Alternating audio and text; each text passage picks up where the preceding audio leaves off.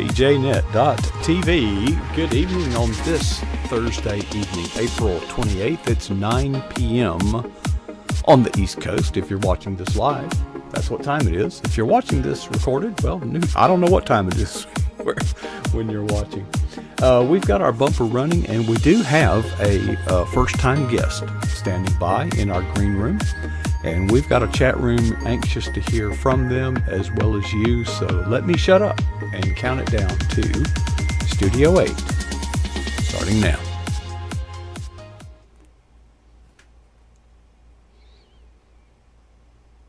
Well, good evening and welcome. This is pjnet.tv. I'm your host, Coach Prasick. We're wrapping up the week here, for me at least, and it has been a wonderful week. We have enjoyed the company of many good guests, many of them first time. And actually tonight will be no exception. We, yes, have a first time guest, believe it or not. And we are anxious to introduce her to you. I'm making some adjustments on the screen right now, folks, so bear with me. There's some little lines that I don't like, and I'm taking them out. Okay. Did I get the top one down? See that little line right there? Ah, gone. Mary Alford has come to. She is standing by, and her internet connection may come in and out. So if that happens, we'll just be patient and do the best we can with it. Mary, we're so glad that you could join us tonight. Let me get your name on the screen so I won't forget it, okay? My name's Mark. If you forget that, yeah, you have to write a sticky note to yourself. Mary, I will. Yes. Has got some writing accomplishments that I've never seen before. In the past, you have had your writings appear in USA Today.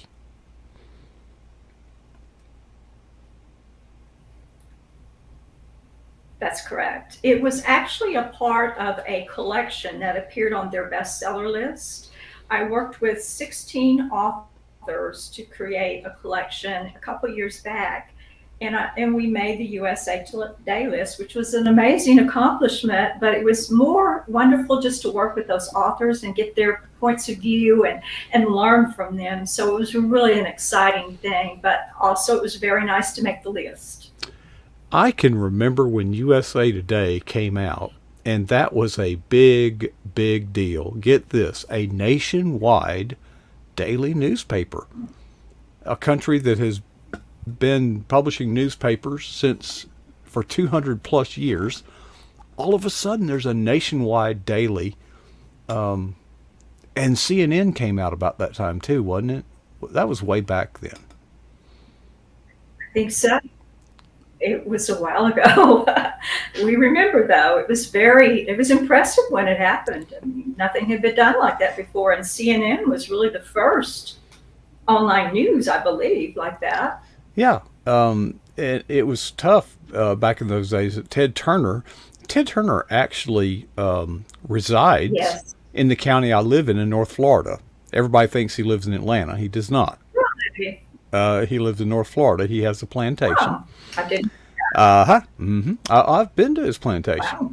Yeah, and we've had some church events out there, and but he got seeing it because he wanted He could envision this 24/7 idea with the evolving technology. So he did two things. He launched CNN, but he also bought the Atlanta Braves because baseball goes on forever. You know, it just takes up a lot of time. And, Yes. yeah, which is why I have contempt for the game. There's It no does. clock. There's no... Yes, it can go on. Before we get into, we've already talked And a I little bit used to about. watch baseball, but I don't like it. It's well, any sport that an ambulance isn't standing by at the game, I don't consider it a real sport. There's got to be risk of injury.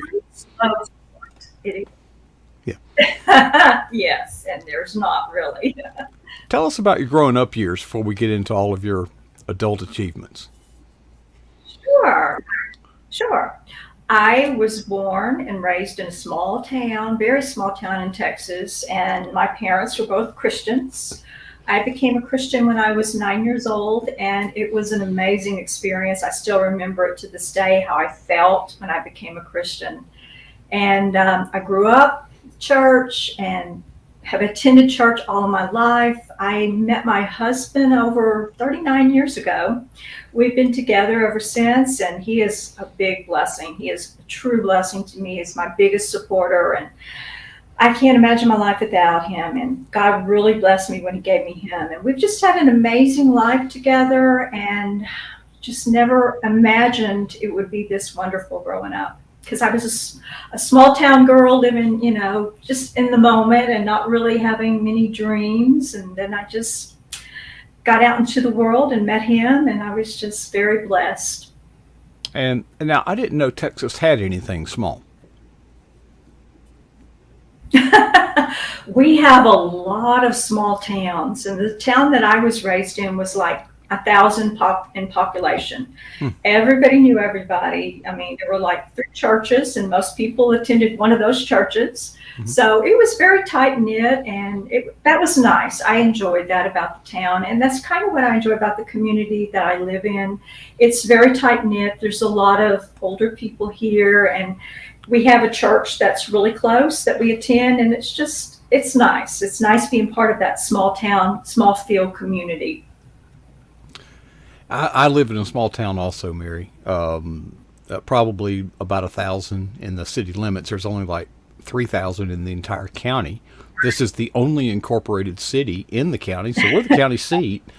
And I can remember, windows and doors were not locked, closed and locked. And I remember when we finally realized the world had changed, we came out of church, and one of our church members had their car stolen from the church parking lot because everybody left their keys in it, but he was kind of well-to-do, so he had like a Lincoln Continental or something. Yeah, he had a nice car. So, if all the keys are in the car, take the nicest one. The church parking lot today was a building that burnt down. Now, it's terrible. Not many buildings burned down, but it's particularly embarrassing when the building is next to the fire station. And it burns to the ground. So small towns have a lot of stories in them. Living in a small town, how did that impact your later writing life? Now she's kind of froze up now, but we do what I'm going to do, folks. I'm going to put this up here temporarily and see if we can't fish her back. So stand by just a moment.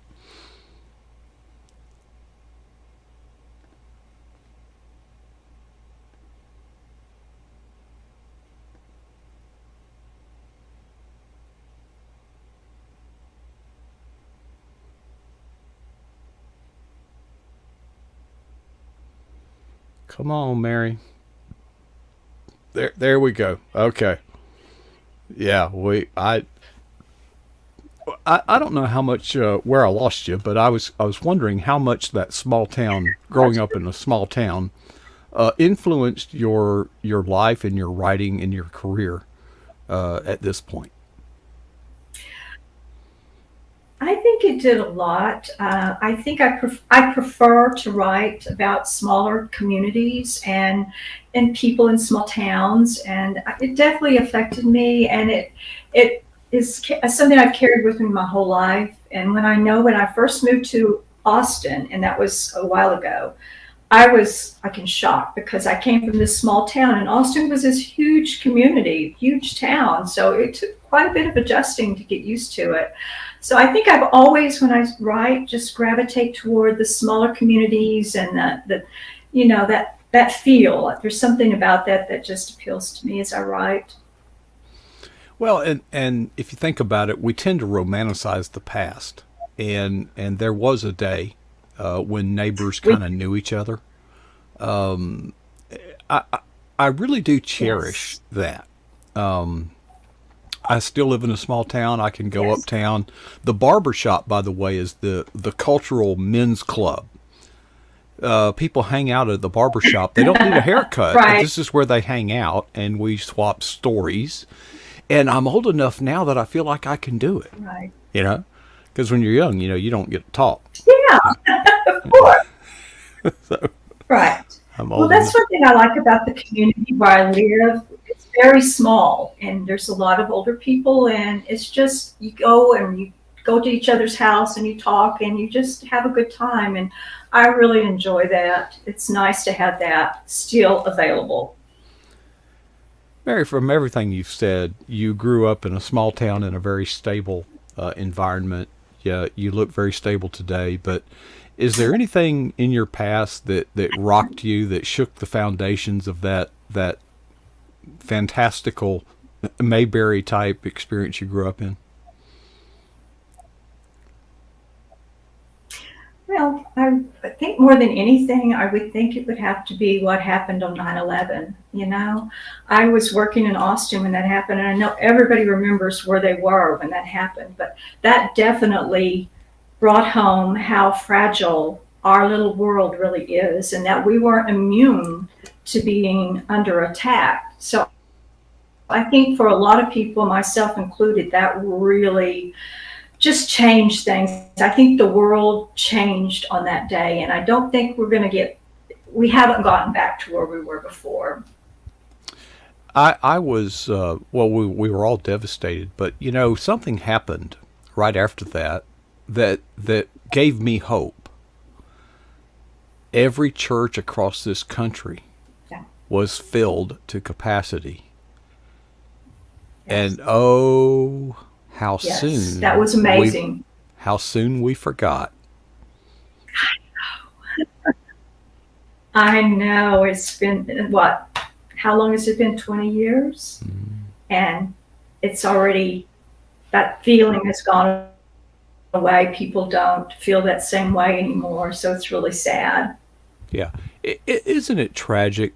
Or it But I well, hope we get back to that. I truly do.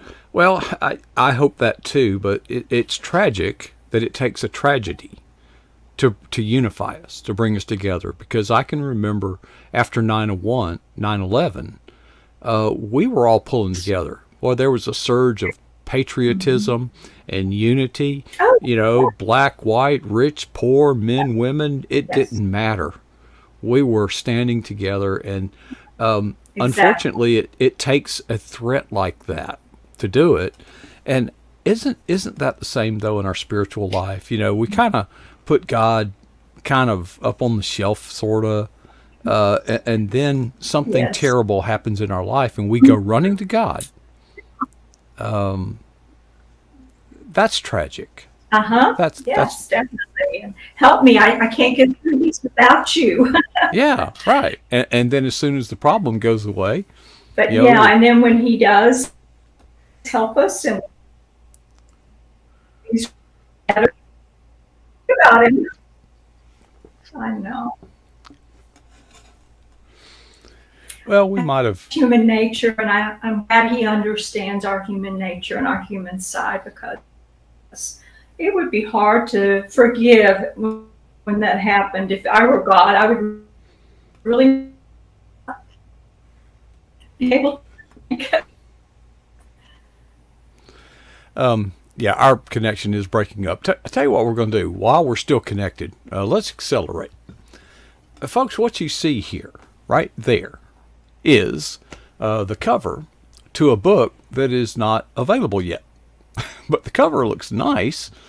Among the Innocent. Is this a novel? A What is this? Tell us about It is. It is a novel. It's my first trade published book, and it does come out in June of this year through Revell Publishing. It is set in an Amish community in St. Ignatius, Montana. The main characters are no longer Amish, but it does have an Amish feel to it. So there's that aspect to the book. But it deals with a woman that was once an Amish woman, but her family was killed when she was 16 years old. And she left the faith. She was adopted by the former chief of police and his wife, and she has now become a police officer herself in Amish country, and it turns out to be her former neighbor's daughter. And they find the young girl, the young woman, in the same barn where her family was killed. So the story kind of goes back to her family being murdered and the fact that the person that they thought actually killed them is not the right person. So they're having to hunt down who actually killed her family and the latest victims in the story. So, and there's a plot twist at the end that I hope will have a lot of readers surprised. So I'm looking forward to it getting into the hands of readers, and I'm looking forward to what they think about it. Yeah, looking at this cover, and when you said Amish, I started blowing fuses because I guess I do see a little carriage, but the mountains and the way the woman is dressed and all that, and her hair, and thinking something doesn't add up here. But you explained that very well. Yes. Well, this comes out June the 7th. That's right around the corner. Is this a first for you? It is, yes. Any surprises? It's the first from Revell. Well, there are some surprises at the end, I think, that I hope readers will really, really like. I have been writing for a while for love-inspired suspense, but this is my first trade-sized paperback book that will be out. So I'm excited to see what readers think about it. Well, I know that June 7th, it's right around the corner, and the pressure is mounting. How are you handling it? Yeah. Well, I'm trying to keep it together. There's a lot involved, and I'm trying to get the word out about the book, and I'm also writing as well. I've got some new contracts out for Love Inspired, and I'm working on a proposal for Revell. So I'm keeping busy, but I'm also trying to get the book promoted and get people interested in it, and I hope people here will read it and enjoy it. Well, it's amazing. It's almost like you've got a pot roast in the oven cooking, but before it's done, you got to get all this other stuff started, and it's a complex dance in timing, to make everything happen and happen well and happen in the right sequence of events. So, you said you've got some more stuff down the pipe.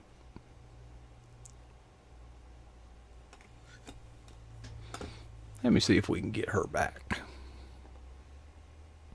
All right, folks, stand by. We'll run a commercial. We can't run a commercial. Let me see if I can reset this thing and get going again.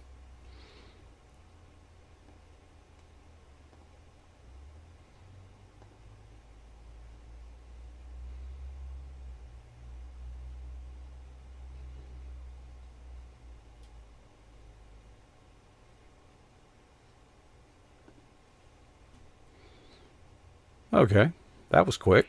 Joys of living in the country. Right. Yeah, you must be out there. I used to live out in the country, and we watched Saturday Night Live on Sunday and Monday Night Football on Tuesday when it finally got there.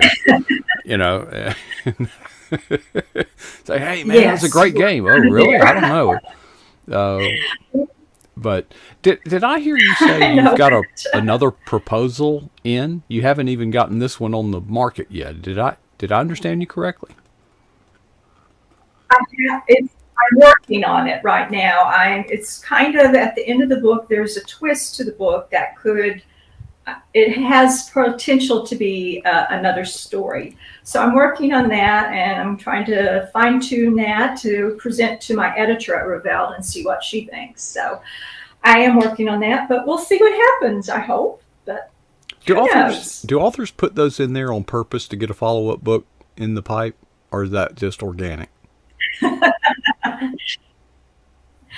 A little of both, I think. I do like to leave a little mystery at the end, but I also want, most of these things are wrapped up, and it's left where it could or could not be another story. But in this case, we'll see if it is another story. Yeah, leave those loose ends that you can always come back to kind of tie them up with maybe another Yes. book, You never something like know that. what you need. So, Exactly, yes. Mary, I'm always curious, because I can remember not long ago that we had two programs a week and we had trouble getting people to come on the program. And today we're booked well in advance, and much of that is to the credit of our producer Barbara Byers.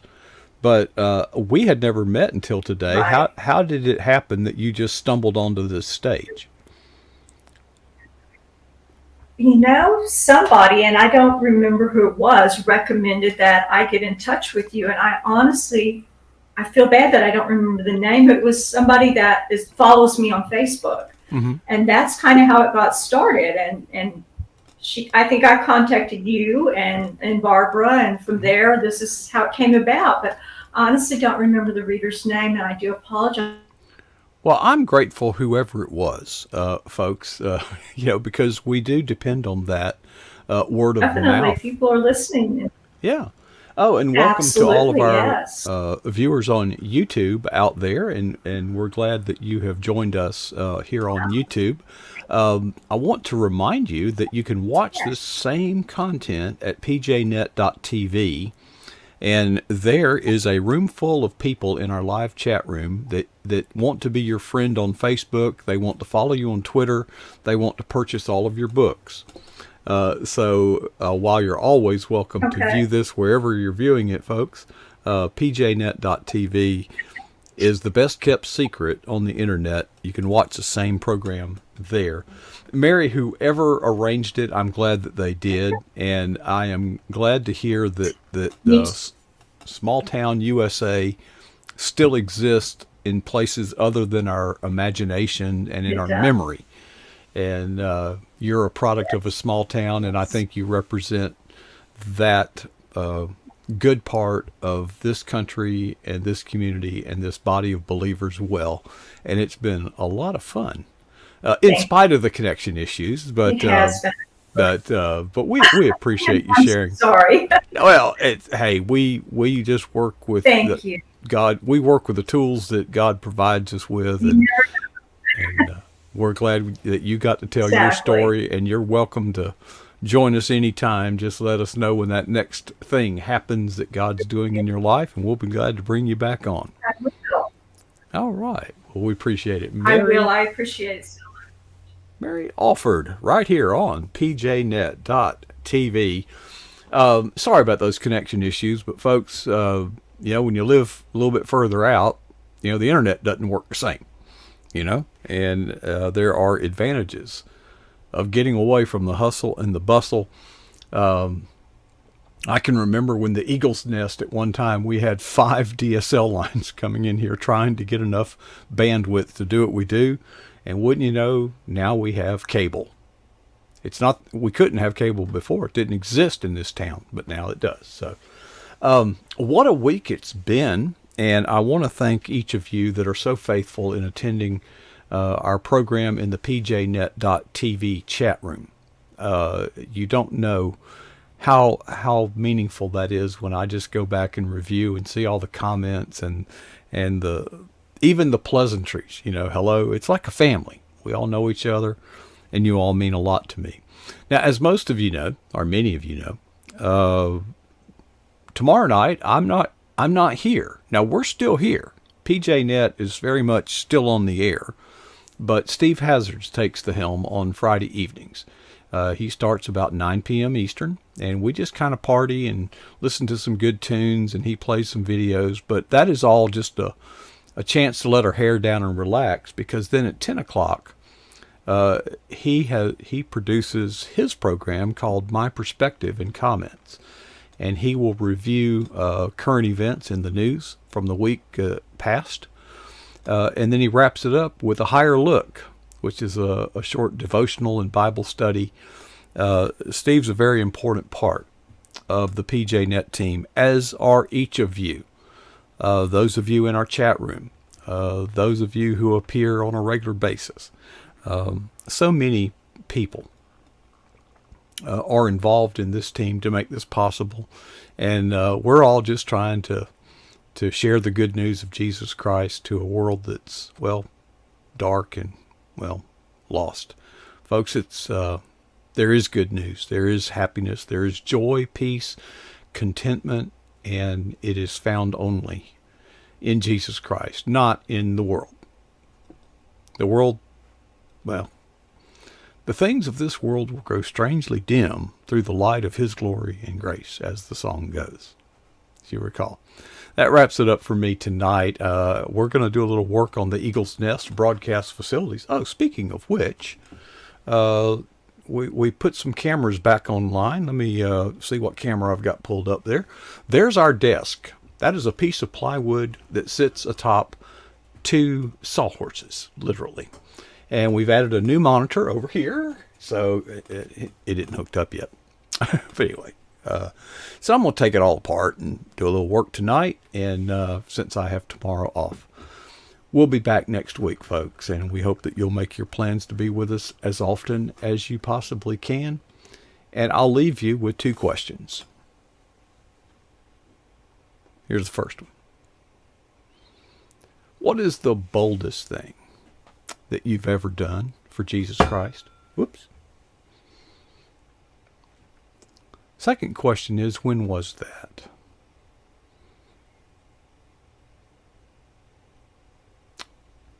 It is my sincere hope that none of us will ever be satisfied with our answers to either of those 2 questions.